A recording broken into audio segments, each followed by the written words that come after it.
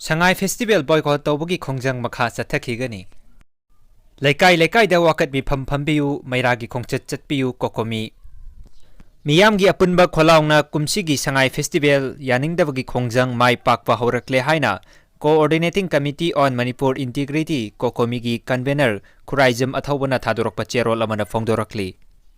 Cherol asina hai miyamna pamdraba Sangai Festival ing kumja lising ani kunmanga gi humni chanba numit fawbuda miyamgi achumba kholaungna mai paktuna President rule lengaki nampuki thaurang maithibagi khudam chawna over phangle. Pumnamak asi lamdam asigi achumba amadi asengba pamba kunaigi mai pakpa amani aikhoibu karisu nataba miyoi kanglop amagum kumja lising ani kulumdoigi megi tarik ahumdagi ngasi fawba phangpham thokpa right pumnamak mattuna thamlaga miyamgi apambagi mayokta harau kumhai amadi chawkhat thaurangni haiduna lamdam asigi miyam amata tanaramba tawdana sinkhiba Sangai Festival maithibagi maram ama oirakle hairi. Handaki tanja asida laibak miyamna isagi ikai khumnaba amadi phangpham thokpa right khongaung naraga tuminna leigadaba khunai nate haiba mayek sengna khanghal lawrasi.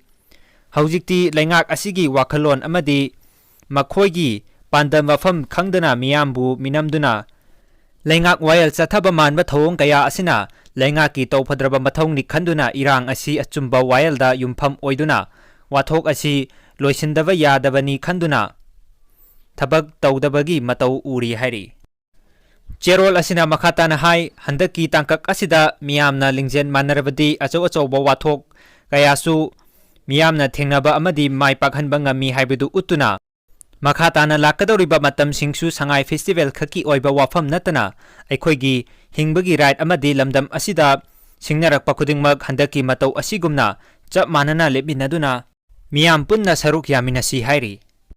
Watlauriba Sangai Festival gi numitsing November 13 fawba laikai gi Meira paibi ima indon singna isa gi laikai gi miyamda wakhal choithoknaba leibaki ikai khumnaba amadi miyam gi phangpham thokpa right phanghandana Sangai Festival saruk yafam thokte haiba kholau lawbiduna Meira gi Khongchat chatpiyu amasung wakan mi phambiyu.